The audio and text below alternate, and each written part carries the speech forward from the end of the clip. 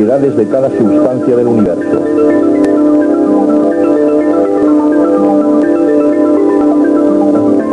Calor, temperatura y propiedades de la materia.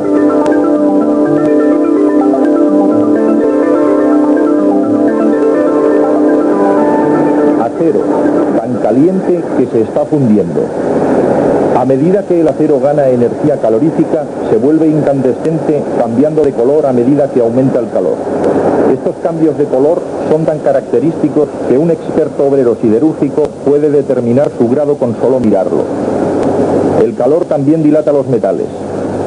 Casi todas las sustancias aumentan su volumen al calentarse y lo disminuyen al enfriarse. Las líneas eléctricas son tendidas teniendo en cuenta este factor. Pueden combarse en verano de modo que no se quiebren cuando se contraigan y queden tensadas en invierno. El motor de un automóvil depende de los cambios producidos por el calor. En el interior de cada cilindro, a medida que la mezcla de gases se quema, su temperatura aumenta enormemente. Esto hace que los gases se expandan de forma explosiva, forzando al pistón a bajar por el interior del cilindro, proporcionando la energía que hace girar las ruedas del coche. Las sustancias también cambian en otro sentido, según los cambios de temperatura. El hielo es un sólido, una construcción de cristales de hielo. Si se calienta, se funde, convirtiéndose en un líquido. Calentándolo todavía más, el líquido hierve y desaparece, convirtiéndose en gas. Las sustancias cambian de estados y cambian sus temperaturas. Muchos procesos de fabricación dependen de estos cambios de estado. Diminutos trocitos de plástico sólido, por ejemplo, pueden ser fundidos y a continuación volver a ser formados en simples y complejos modelos. Los dispositivos anticongelantes de las alas de los aviones son simples calentadores que hacen que el hielo cambie de estado, fundiéndose antes de que pueda acumularse hasta niveles peligrosos. El cambio de estado afecta también a los seres vivos, y algunas veces de forma sorprendente. En una colmena, en un día caluroso, ciertas abejas ventilan el aire sobre las gotas de agua, evaporándolas. El cambio de estado absorbe el calor, refrescando el aire del interior de la colmena. La temperatura también afecta a la velocidad de las reacciones químicas de las sustancias. Aquí, la reacción está en marcha. El color del líquido cambia. ¿Qué ocurre si añadimos un poco de calor? Ahora el color está cambiando rápidamente, con más rapidez que en el vaso de precipitados no calentado.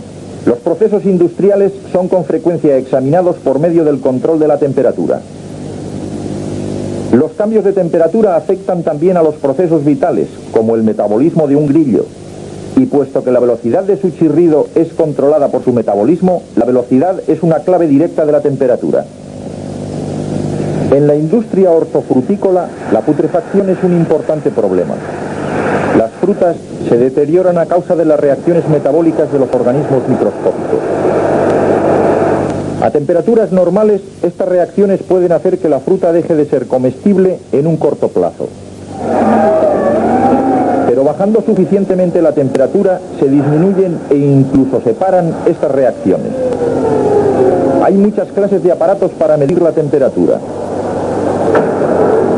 La mayor parte de los termómetros usan cambios de volumen que afectan a la longitud de la columna del líquido. Al subir la temperatura, el líquido se dilata y se alarga por la columna. Pero cuando la temperatura desciende, la columna se acorta disminuyendo el volumen. Por consiguiente, podemos saber el cambio de temperatura midiendo cómo ésta afecta a la longitud de la columna. Pero la sustancia que está siendo utilizada tiene que cambiar de volumen uniformemente sobre la escala de temperatura a medir.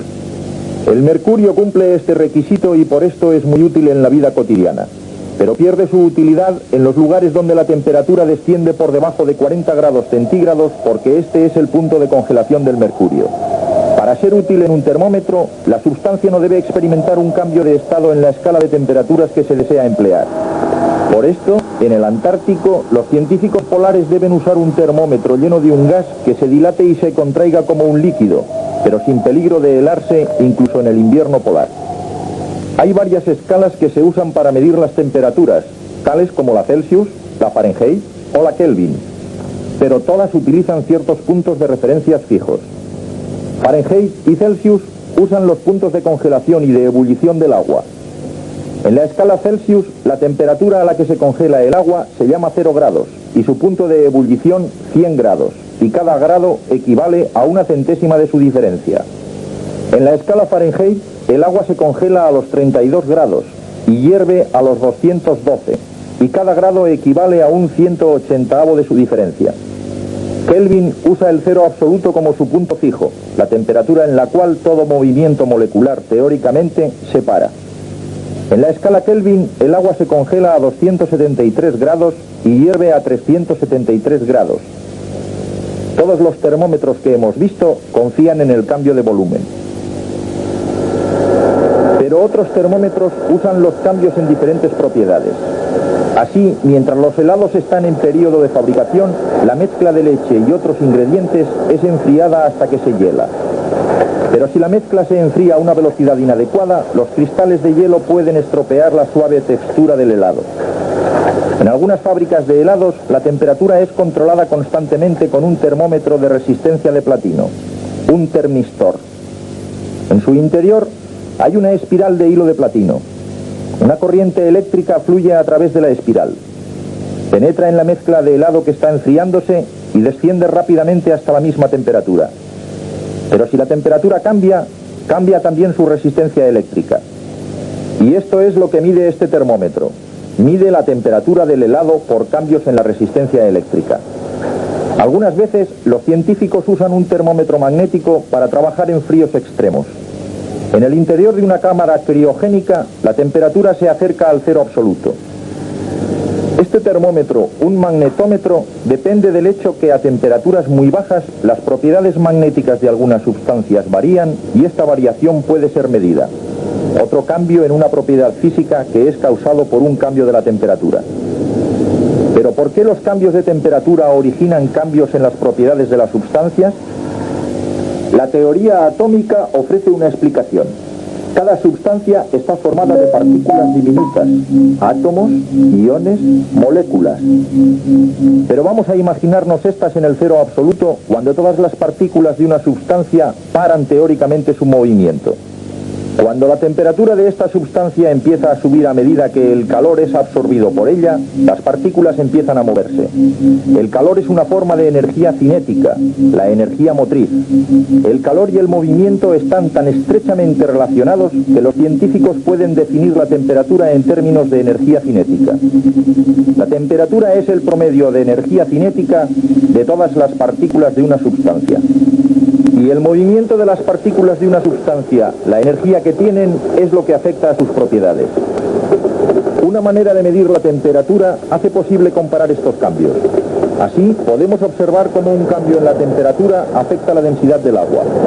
Los cambios de densidad afectan los movimientos de elevación y descenso de grandes masas de agua en los océanos.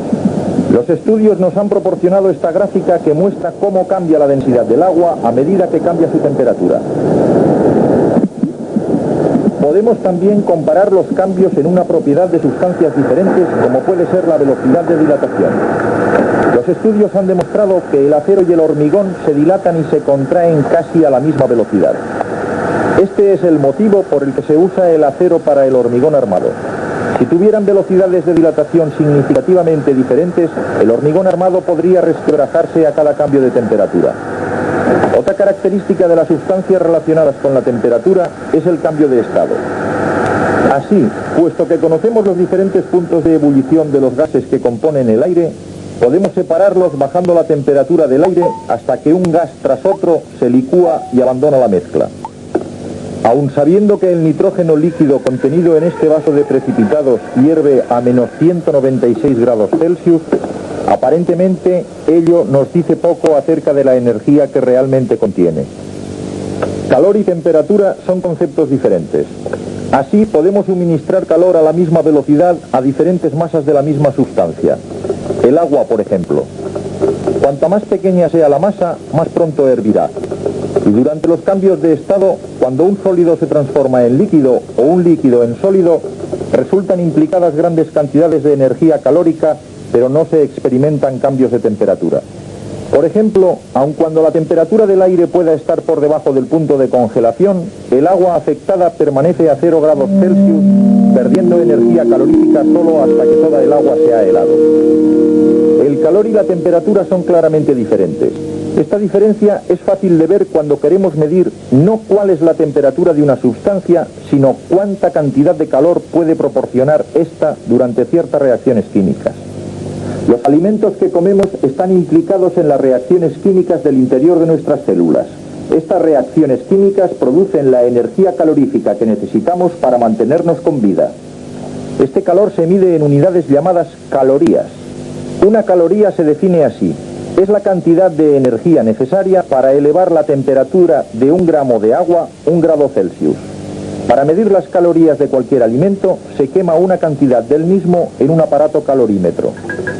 El calor producido por la combustión es transmitida al agua, elevando su temperatura.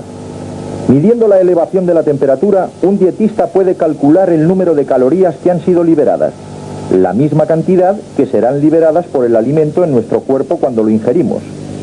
De los estudios del calor y la temperatura ha surgido un conocimiento no solo de los procesos que nos mantienen vivos, sino de los procesos que tienen lugar en el universo. Nosotros somos capaces de medir y reproducir las temperaturas más altas y más bajas que existen en el espacio. El 1.000.000 o más grados de temperatura que existen en las partículas que componen el arco solar, las hemos duplicado en generadores de plasma que calientan un gas tan drásticamente que los electrones son arrojados de sus moléculas y el gas captura una carga eléctrica. Este se ioniza y cambia al cuarto estado de la materia, plasma. Los científicos han sido capaces de medir la temperatura de las nubes de polvo cósmico a solo unos pocos grados por encima del cero absoluto y hacer descender la temperatura de la materia a niveles tan bajos en los laboratorios criogénicos que las propiedades de la materia más insólitas han sido descubiertas. Los metales, por ejemplo, como el mercurio, son buenos conductores de la electricidad. Pero si la temperatura del mercurio y algunos otros metales y no metales también es reducida casi al punto del cero absoluto, ocurre algo extraordinario. Toda la resistencia eléctrica desaparece de pronto. La superconductividad se convierte en una propiedad de la sustancia. Y una corriente eléctrica sin resistencia, teóricamente, podría fluir eternamente sin ninguna fuente de energía. Y así, nuestros conocimientos sobre las propiedades de las sustancias se han ampliado al comprender más acerca de lo que es el calor y cómo está relacionado con la temperatura y las propiedades de la materia.